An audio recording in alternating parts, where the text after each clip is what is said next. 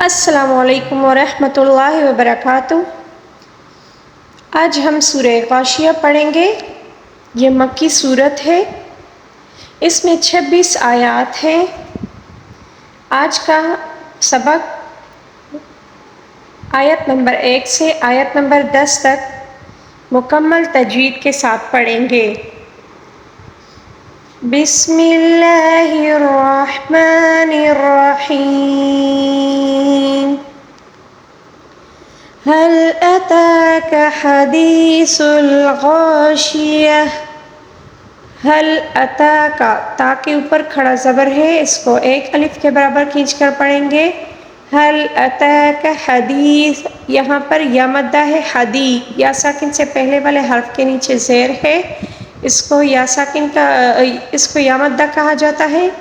حدیث الغاشیہ، وقف کے دوران گولتا کو گول ہا کے ساتھ تبدیل کر کے پڑھیں گے، ٹھیک ہے۔ هل أتاك حدیث الغاشیہ، وجوہ یومئذ خاشعہ۔ وجوہ، یہاں پر واو مدہ ہے، اس کو ایک الف کے برابر کھینچ کر پڑھیں گے۔ وجوہ، اب دیکھیں یہاں پر ہا کے اوپر تنوین ہے، تنوین کے بعد اگر یا آ جائے تو اس میں ادغام محل غنہ ہوتا ہے، ٹھیک ہے۔ اس کو غنے کے ساتھ پڑھیں گے اور اس کا غنہ ہم ایک الف کے برابر کھینچ کر پڑھیں گے، ٹھیک ہے۔ وجوہ یوم، یہاں پر واو لین ہے، واو ساکن سے پہلے والے حرف کے اوپر زبر ہے، اس کو واو لین کہا جاتا ہے۔ یومئذ، لال کے نیچے دو زیر ہے، تنوین ہے، تنوین کے بعد اگر حروف حلقی میں سے جو بھی حرف آ جائیں، یعنی کہ یہاں پر خا ہے، اس کو اظہار کا قاعدہ کہا جاتا ہے، اس میں اخفا نہیں ہوتا، ٹھیک ہے۔ خاشعہ، آخر میں جو وقف کے دوران گولتا ہے، اس کو گول ہا کے ساتھ تبدیل کر کے پڑھیں گے، اور جو تنوین آیا ہے تنوین کو بھی ساکن کے ساتھ تبدیل کر کے پڑھنا ہوگا، ٹھیک ہے۔ وجوہ یومئذ خاشعہ، عاملۃ ناصبہ۔ عاملۃ، عین کے بعد خالی الف ہے، خالی الف سے پہلے کسی بھی حرف پر زبر آ جائے اس کو الف مدہ کہا جاتا ہے، اس کو ایک الف کے برابر کھینچ کر پڑھنا ہوگا، ٹھیک ہے۔ عاملۃ ناصبہ، اب گولتا کے اوپر تنوین ہے، تنوین کے بعد اگر نون آ جائے تو اس کو ادغام محل غنہ کہا جاتا ہے، یہاں پر ادغام محل غنہ کا قاعدہ ہے، ٹھیک ہے۔ ناصبہ، صاد کو بھی پر پڑھیں گے، گولتا کو گول ہا کے ساتھ تبدیل کر کے پڑھیں گے، ٹھیک ہے۔ عاملۃ ناصبہ، تصلی نارا حامیہ۔ تصلی، صاد کو پر پڑھیں گے، نارن، نارن، نون کے بعد جو ہے خالی الف ہے، اس کو الف مدہ کہا جاتا ہے۔ نارن، را کے اوپر دو زبر ہے اور اس کے بعد ہا ہے، یہاں پر اظہار کا قاعدہ ہے کیونکہ حمزہ ہا، عین ہا، غین خا میں سے جو بھی حروف آ جائیں تو یہاں پر اظہار کا قاعدہ ہوتا ہے، اس کو اظہار حلقی کہا جاتا ہے، ٹھیک ہے۔ حامیہ، وقف کے دوران گولتا کو گول ہا کے ساتھ تبدیل کر کے پڑھیں گے۔ تصلی نارا حامیہ، تسقی من عین آنیہ۔ تسقی، سین کی سیٹی قاف کو بھی پر پڑھیں گے اور اوپر جو کھڑا زبر ہے اس کو بھی کھینچ کر پڑھیں گے کیونکہ یہاں پر ایک الف کے برابر کھینچنا ہوگا، ٹھیک ہے۔ من عین، نون ساکن ہے، نون ساکن کے بعد جب بھی حمزہ ہا، عین ہا، غین خا میں سے جو بھی حروف آ جائیں اس میں اظہار کا قاعدہ ہوتا ہے، یہاں پر اظہار حلقی کا قاعدہ ہے، ٹھیک ہے، یعنی کہ یہاں پر ہم نے اخفا نہیں کرنا ہوتا ہے، ٹھیک ہے۔ من عین آنیہ، یہاں پر نن، نون کے نیچے دو زیر ہے، تنوین ہے، یہاں پر پھر اظہار حلقی کا قاعدہ ہے، حروف حلقی آ رہا ہے یہاں پر حمزہ ہا عین خا، دیکھیں حمزہ ہے یہاں پر، اس کو اظہار حلقی کا قاعدہ کہا جاتا ہے۔ عین آنیہ، وقف کے دوران گولتا کو گولہا کے ساتھ تبدیل کر کے پڑھیں گے، ٹھیک ہے۔ تسقى من عين آنية ليس لهم طعام إلا من ضريع۔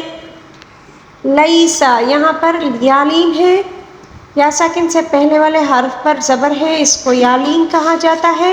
لہم طعام، لہم میم ساکن کے بعد با یا میم کے علاوہ باقی جو بھی حروف آ جائیں میم ساکن کے بعد، اچھا نون ساکن میں نے نہیں کہا، یہاں پر میم ساکن ہے اور میم ساکن کے بعد با یا میم کے علاوہ باقی جو بھی حروف آ جائیں اس میں اخفا نہیں ہوتا، یعنی کہ یہاں پر نہ ٹھہرنا ہوتا ہے، بس سادہ یہاں پر ہم نے لہم طعام اسی طرح پڑھنا ہوگا، ٹھیک ہے۔ لہم طعام، طا کو بھی پر پڑھیں گے، عین کو حلق کے درمیانی حصے سے ادا کریں گے، میم طعام، میم کے اوپر دو پیش ہے، تنوین ہے، تنوین کے بعد اگر حمزہ ہا عین خا غین قا میں جو بھی حروف آ جائیں، ویسے جو بھی حروف آ جائے اس میں اخفا نہیں ہوتا ہے، یہاں پر اظہار کا قاعدہ ہے، ٹھیک ہے، یہاں پر اظہار حلقی کا قاعدہ ہے، ٹھیک ہے۔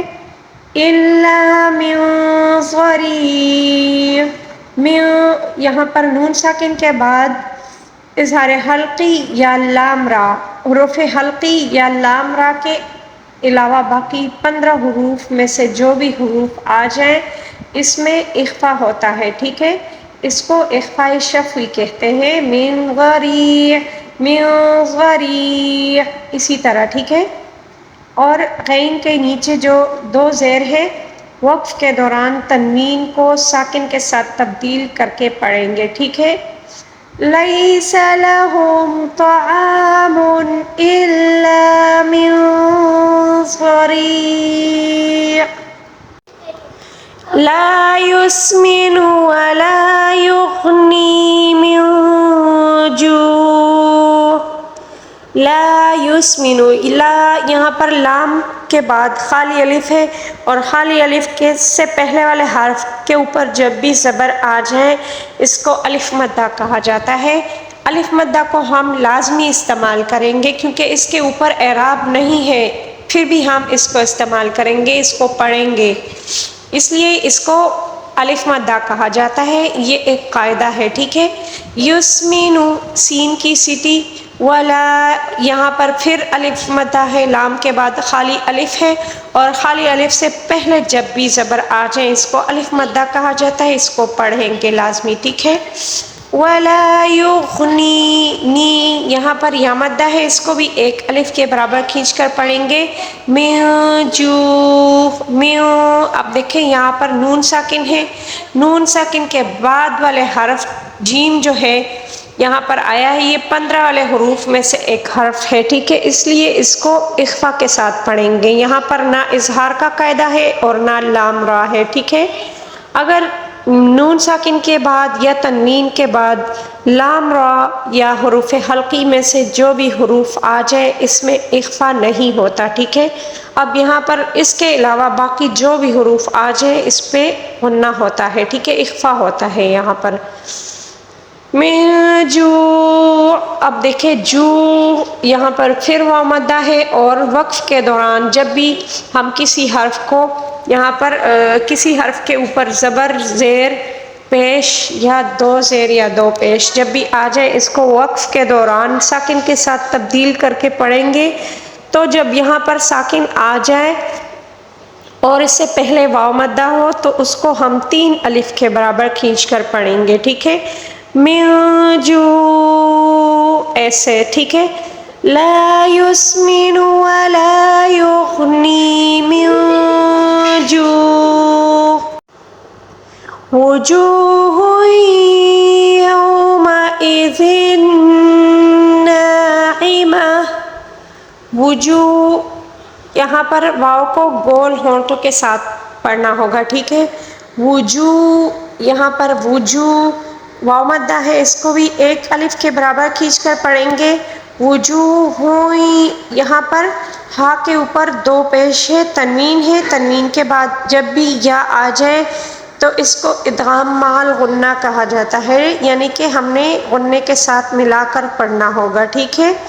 وجوہ یومئذ، اذن، ذال کے نیچے دو زیر ہے، دو زیر، یعنی تنوین کے بعد جب بھی نون آ جائے، یا نون میم واو، یہ چار حروف ہے، جب بھی تنوین کے بعد یہ چار حروف آ جائیں تو اس کو ادغام مع الغنہ کہا جاتا ہے۔ یہاں پر ادغام مع الغنہ ہے، ادغام ملانے کو کہتے ہیں۔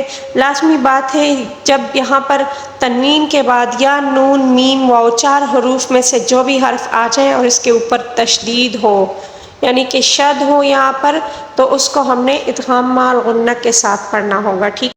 اور وقف کے دوران گول تا کو گول ہا کے ساتھ تبدیل کر کے پڑھنا ہوگا، ٹھیک ہے۔